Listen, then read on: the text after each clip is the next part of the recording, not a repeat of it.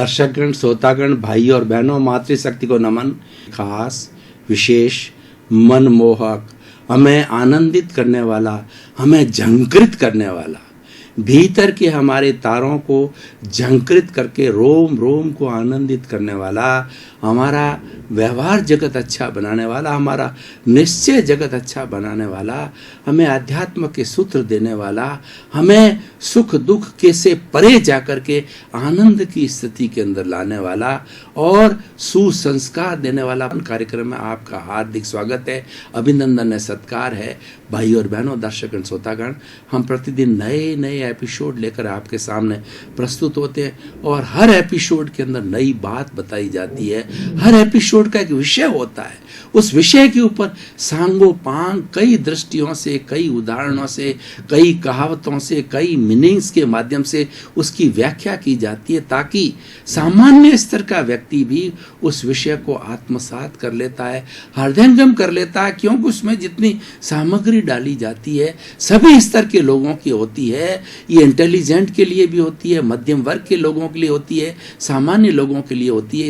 इसी क्रम के अंदर आज हम एक विषय लेकर के आपके सामने प्रस्तुत हो रहे हैं, परहित सरिस धर्म नहीं भाई।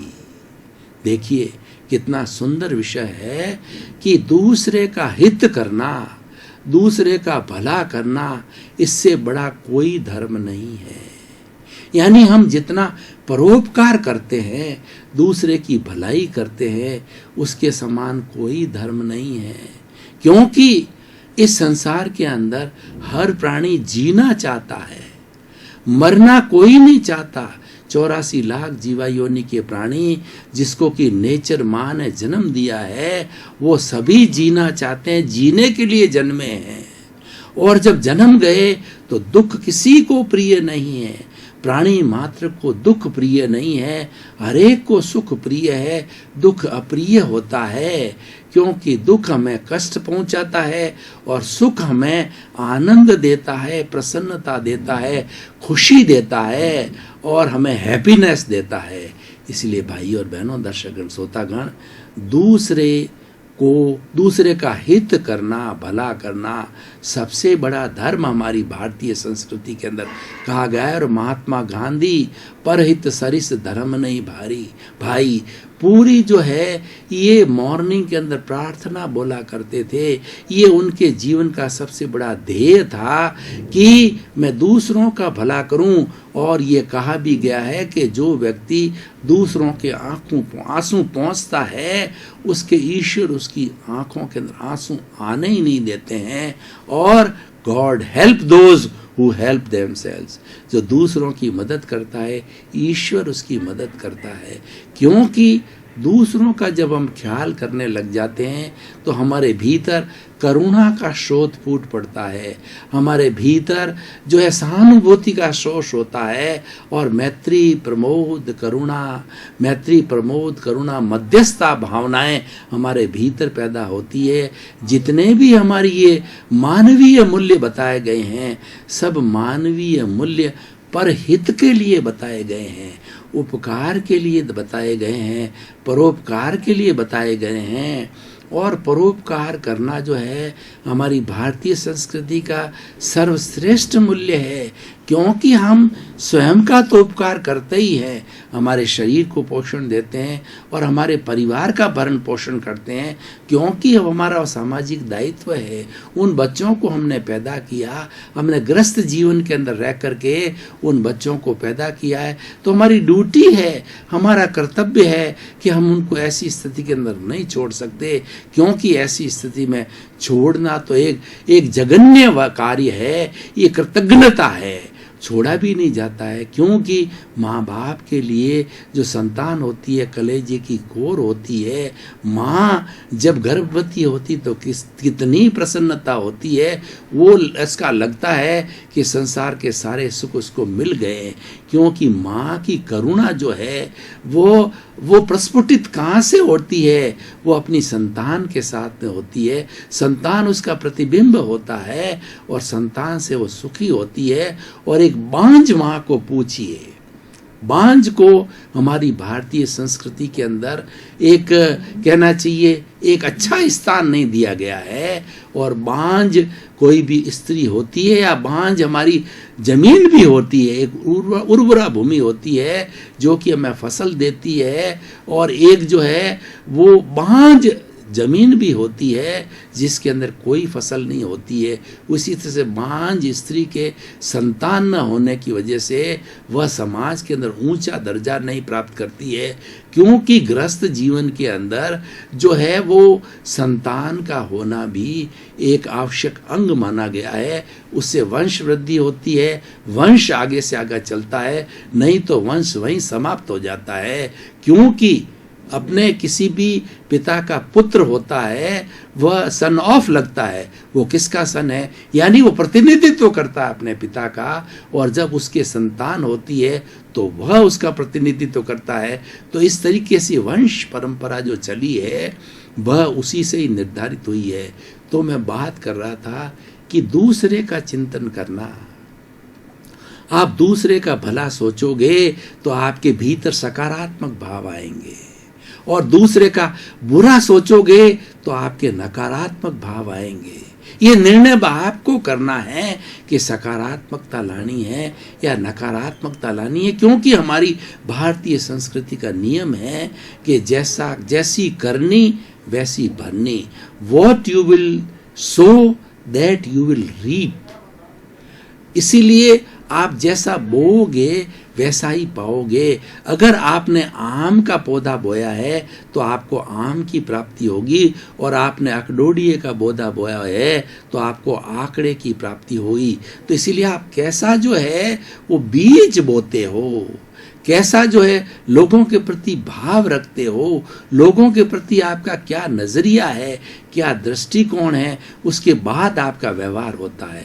और ऐसे कहा भी गया है, जैसा भाव वैसा विचार, जैसा विचार वैसा व्यवहार, जैसा व्यवहार वैसा व्यक्ति, और जैसा व्यक्ति वैसा व्यक्तित्व। यानी उसका जो भीतरी सोर्स है वो भाव जगत है, संचालन वहाँ से होता है, और विचारों के रूप में परिणत होकर के इस शरीर के अंदर हम उसको जो एक्टिविटी के फॉर्म के अंदर लेते हैं। इसलिए भाई और बहनों, दर्शकगण, श्रोतागण, जो व्यक्ति हमेशा दूसरे की चिंता करता है, दूसरे के हित की बात सोचता है, तो उसको कहीं कोई कष्ट नहीं आता। मान लीजिए एक हमारे परिवार के अंदर 5 सदस्य हैं, और हमें भोजन बनाया है तो 5 के लिए हम केयर करेंगे, तो हमारे कोई झगड़ा टंटा नहीं होगा। हमारा जो कोई भी पैसों की कमाई है वो 5 भागों में बराबर बांटेंगे, कोई तकलीफ नहीं आएगी। इसको कहते हैं यथा संविभाग, सबको बराबर बराबर मिलना। बराबर बराबर मिलता है उसको कोई तकलीफ नहीं होती है। लेकिन तकलीफ कब होती है कि कोई एक व्यक्ति स्वार्थ के वशीभूत होकर के ज़्यादा ग्रहण कर लेता है, और वो देता कुछ नहीं है, वो सिर्फ अपना स्वार्थ ही देखता है। हमारी इस बुद्धि के अंदर 3 तरह की चेतना होती है। एक स्वार्थ की चेतना होती है। स्वार्थ की चेतना क्या करती है, उसकी सोच होती है मैंने पिया, मेरे बैल ने पिया, कुआं ढहे तो ढहे। यानी वो सोचता है मैं मेरे इंद्रिय सुखों में रहूं, मैं मेरे परिवार तक ही चिंतन करूं, दूसरा चाहे देड़ में जाए, देसी भाषा में बात करें, दूसरे का मुझे क्या लेना देना है। वो दूसरे की परवाह नहीं करता है। जब वह दूसरे की परवाह नहीं करता है तो दूसरे भी उसकी परवाह नहीं करते हैं, क्योंकि हम जो ये जीवन जी रहे हैं, हमारी ये जो कॉस्मॉस है ये रिलेटिव है। निरपेक्ष रूप से कोई भी व्यक्ति जीवन नहीं जी सकता। एक साधु सन्यासी भी है जिसने कि घर त्याग दिया, कंचन कामिनी को त्याग दिया, उसको भी समाज की जरूरत होती है। वह भी हिमालय में जाके तपस्या नहीं कर सकता, क्योंकि उसका शरीर है, उसको भोजन चाहिए, पानी चाहिए, कपड़ा चाहिए, और उसको विश्राम करने के लिए स्थान चाहिए। सर्दी है, गर्मी है, सबका ध्यान रखना पड़ता है उसको, क्योंकि शरीर है, ठीक है, उसकी क्रिया आध्यात्मिक है और गृहस्थ की क्रिया सांसारिक है, लेकिन शरीर की आवश्यकता की तो पूर्ति करनी पड़ती है, इसलिए हमको रिलेटिव में रहना पड़ता है। अगर हमारे पेड़ पौधे जो है हमको ऑक्सीजन गैस न दें तो हमारे प्राणवायु कहाँ से आएगा? और जितनी जड़ी बूटियाँ हमारे पेड़ पौधों से मिलती है, अगर जड़ी बूटियाँ न हो और वो उनसे द्वारा हमको औषधि प्राप्त नहीं हो तो हमारी बीमारी कहाँ से दूर होगी? यानी हर व्यक्ति से जुड़ा हुआ है। इसीलिए कहा गया है एक परिंदा भी इस सृष्टि में, इस कॉस्मॉस के अंदर पर मारता है तो पूरा कॉस्मॉस प्रभावित होता है, क्योंकि सारा जगत वाइब्रेशन से बना हुआ है, सारा जगत रिलेटिव है, एक दूसरे से प्रभावित होता है। इसीलिए हमें दूसरे का ध्यान रखना पड़ेगा, और दूसरे का ध्यान का अर्थ होता है सुख का ध्यान रखना, दुख का ध्यान नहीं रखना है। दूसरे का ध्यान, दुख देने का अर्थ होता है कि टॉर्चर करना होता है। उस टॉर्चर से हमारे टॉर्चर होगा, ये मान के चलिए कि जो व्यक्ति पहले गड्ढा खोदता है, दूसरा कोई गिरे या न गिरे, वो तो उसी क्षण उसके जो खड्डा खोदा है उसकी मानसिकता गिरने की हो जाती है, और पहले वही गिरता है, दूसरा गिरे या न गिरे।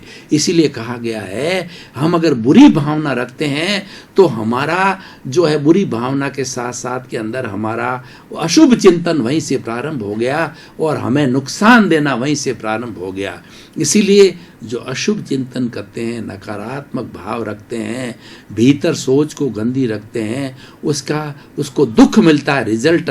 और जो दूसरे पर हित सरिस धर्म नहीं भाई, दूसरे की परवाह करते हैं, उनको कोई तकलीफ नहीं आती। मैं कुछ उदाहरणों के द्वारा आपको क्लियर करना चाहता हूँ। एक कुबेरपति व्यक्ति है, कोई टाटा है, बिरला है, जो हमारे डालमिया हैं, बांगड़जी है, ये जितने भी लोगों ने क्या किया है कि उन्होंने परित सरिस धर्म नहीं भाई को हृदयंगम किया, आत्मसात किया, और दूसरों का किस तरीके से हम हित कर सकते हैं उनके ट्रीटमेंट के लिए अस्पताल खुलवाए, उनके विश्राम के लिए धर्मशालाएँ खुलवाई, उनके बच्चों के शिक्षण के लिए विद्यालय खुलवाए, और कॉलेजेस खुलवाई, और यूनिवर्सिटियां खुलवाई, और भी उनके रहन बसेरे बनाए, और लोगों को स्कॉलरशिप देना, और जो लोगों को फ्री जो है मेडिसिन्स देना। इस तरीके से सारी ये परोपकार के परमार्थ के काम, सर्दी के अंदर कपड़े बांटना, ये परोपकार के परमार्थ के काम हमारी सोसाइटी में कहाँ से चले हैं?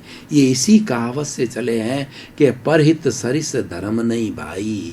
इसको धर्म की कोटि में लिया गया है, क्योंकि सबसे बड़ा धर्म क्या है कि हे प्रभु, कि मेरे भीतर विराजमान शुद्ध आत्मा भगवान मुझे ऐसी शक्ति दो कि प्राप्त मन वचन का ऐसे जगत के किसी भी जीव को किंचित मात्र भी दुख न हो, दुख न हो, दुख न हो।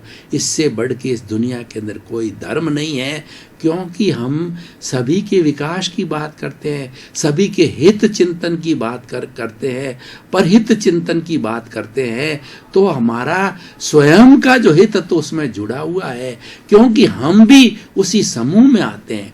जो ही हमने दूसरे के लिए अच्छा सोचना चालू किया, एक व्यक्ति ने प्याऊ बनाना चालू किया, तो प्याऊ के अंदर ये मई जून का महीना हो और कूलर का ठंडा पानी पिए तो पीने वाला कितना तृप्त होता है और कितना बड़ा आशीर्वाद देता है। वो पानी हम भी पीते हैं, यानी उसके अंदर हमारा भी हित समाहित होता है। और देखिए, अगर मैं स्वार्थ करता हूँ तो स्वार्थ करने से क्या होगा? एक घृणा का भाव पैदा होगा। स्वार्थ करने से मैं मेरी तिजोरी भरूंगा, मेरा बैंक बैलेंस बढ़ाऊंगा, बड़ी बड़ी अट्टालिकाएं खड़ा करूंगा, अच्छे अच्छे व्यंजन खाऊंगा और बड़ी बड़ी करोड़ों की गाड़ियों के अंदर घूमूंगा। तो हमारे साथी लोग हैं, हमारे दूसरे भाई है, वो हमारे पर देखेंगे, हमारे आँख गड़ा के देखेंगे कि देखो हमको तो 2 जून की रोटी भी नहीं मिलती है और ये इतना ऐश कर रहा, आराम कर रहा है। और भारत में तो भाइयों ऐसा ऐश आराम करने को कोई जगह नहीं है, क्योंकि भारत की लगभग 50% जनसंख्या बिलो पॉवर्टी लेवल पर है। इसीलिए भारत के अंदर जो अच्छे धनाढ्य लोग हैं वो मात्र 10% है। उन धनाढ्य 10% लोगों को परहित सरिस धर्म नहीं भाई, उनको सबसे पहले लागू करना चाहिए, क्योंकि उनके पास में ईश्वर की कृपा से, उनके पुण्यार्जन से उनको अथाग संपत्ति मिली है। पर उस संपत्ति का भोग मात्र अपने परिवार के लिए नहीं करे, और उस परिवार का तो अपना भरण पोषण करना ही है, लेकिन वह भरण पोषण सादगी से होना चाहिए और जो कुछ बचता है वो लोगों के अंदर बांटना आना चाहिए। ये बांटने की जो प्रक्रिया है ये सुख देने वाली है, ये आनंद देने वाली है और समाज के अंदर एक अच्छा वातावरण पैदा किया जाता है कि देखो बांट बांट कर खाता है ये व्यक्ति, ये समाज सबके हित की चिंता करता है, सर्वहित हित की चिंता करने वाला अच्छा समाज कहलाता है और सर्वहित की चिंता करने वाला व्यक्ति दानवीर कहलाता है, परोपकारी कहलाता है। भाई और बहनों, दर्शक श्रोतागण, मैं एक आपको उदाहरण देना चाहूँगा कि अभी मैंने एक बिल गेट्स जो कि विश्व के धनाढ्य सबसे धनाढ्य व्यक्ति है, उनकी जीवनी को पढ़ा, उनकी बायोग्राफी को पढ़ा तो मुझे अनुभूति हुई। उसमें लिखा था कि वो उनको कितनी संपत्ति है उनको खुद को मालूम नहीं, क्योंकि वो ईश्वर की भक्ति करके आए हैं, वो पुण्यार जन्म करके आए हैं, वो शाली भद्र है, वो कुबेर है, जो उस अच्छे कर्मों के कारण उनको जो पुण्य के लाभ से उनको इतनी संपत्ति मिल रही है, लेकिन उसका दुरुपयोग नहीं करते। वो अपने परिवार के लिए मात्र उतना ही रखते हैं कि सादगी का जीवन जीना। उन्होंने बायोग्राफी में लिखा हुआ था कि 50 वर्ष पुरानी गाड़ी, 50 वर्ष पुराना बंगला, 50 वर्ष पुराना जो फर्नीचर है वही था, और उसी के अंदर वो अपने जीवन का एंजॉयमेंट करते थे और शेष सारी जितनी 95-97% जितनी आय का था वो लोगों में बांटते थे। वो बड़े बड़े ट्रस्ट बना करके और लोगों को परहित सरिस धर्म नहीं भाई का पालन करते थे।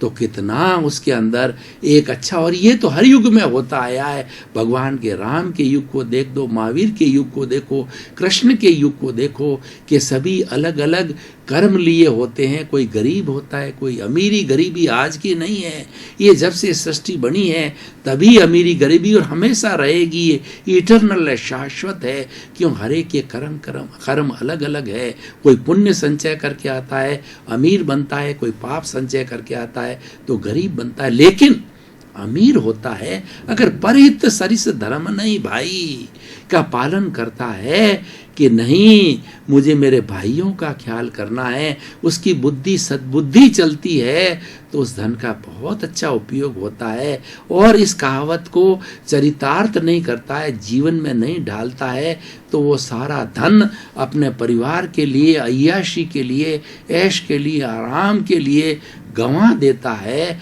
और दूसरे लोगों का वो एक प्रतिद्वंदी बन जाता है। दूसरे लोगों को उसके प्रति घृणा होती है, उसके प्रति वो निंदा के भाव पैदा होते हैं। क्योंकि निश्चित है एक व्यक्ति तो जो है वो हमेशा सीरा खाए, एक व्यक्ति को बेचारे को रोटी भी 2 जून की नहीं मिले, तो ये एक मानवीय प्रकृति है, ये आपस के अंदर होना संभव है। इसलिए भाई और बहनों, दर्शकगण, श्रोतागण, अगर इस एपिसोड को आज हम कसौटी पर कसें तो ये बहुत अच्छा सूत्र है।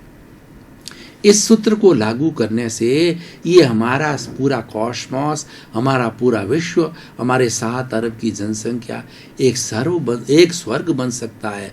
वसुधैव कुटुंबकम की जो अवधारणा जिसको कि आज विज्ञान ने जो है वो सिद्ध कर दिया है, सारे सृष्टि के लोगों को आपस के अंदर नज़दीक लाके दूरियां समाप्त करके जिसको सिद्ध कर दिया है, वो एक अच्छा स्वर्ग बन सकता है, सभी के लायक, जीने लायक वो बन सकता है। क्योंकि डिफरेंस ईश्वर का किया वो तो रहेगा ही, लेकिन जो अच्छी सोच रखने वाले हैं, अच्छे रिसोर्स करने वाले हैं, अगर वो थोड़ा मदद करे तभी से ये चैरिटी बनी है और तभी से चैरिटेबल ट्रस्ट खुले हैं और चैरिटेबल ट्रस्ट लोगों की भलाई का काम करते हैं। तो इसलिए भाई और बहनों, दर्शकगण, श्रोतागण, हमें इन चीज़ों को सोचना चाहिए। और ये सोच कब आएगी? हम simple living and high thinking के अंदर विश्वास करेंगे। दर्शकगण, श्रोतागण, भाई और बहनों, आपका बहुत बहुत धन्यवाद। आप पुनरुत्थान कार्यक्रम देखते रहिए। पुनरुत्थान कार्यक्रम में आपके जीवन निर्माण की बहुत अच्छी खुराक मिलेगी, बहुत अच्छे सूत्र मिलेंगे और सारी अनुभवजन्य है। ये पुस्तकीय ज्ञान नहीं है, ये भीतर से आने वाला ज्ञान है जो कि आपको बांटा जा रहा है। अनुभवी व्यक्ति जिसके अच्छे अच्छे अनुभव है आप तक आ रहे हैं, इसी कारण आप पर प्रभाव पड़ता है। कोई अनुभवी व्यक्ति, सरल प्रकृति का व्यक्ति सरलता से अपने अनुभव को प्रस्तुत करता है तो वो हमारा हृदयंगम होता है, हमारे आत्मसात होता है। इसी तरीके से कार्यक्रम डिजाइन किया गया है और हमारा उद्देश्य भी है सर्वे भवन्तु सुखिनः सर्वे भवन्तु निरामया। इसी क्रम में आपका जीवन आनंदमय हो, मंगलमय हो, शांतिमय हो, सुखमय हो। आप खूब समाज की सेवा करें, परोपकार करें और लोगों का भला करें, ताकि आपका भला उसके अंदर जुड़ा हुआ है। आपका जीवन आनंदमय हो, मंगलमय हो।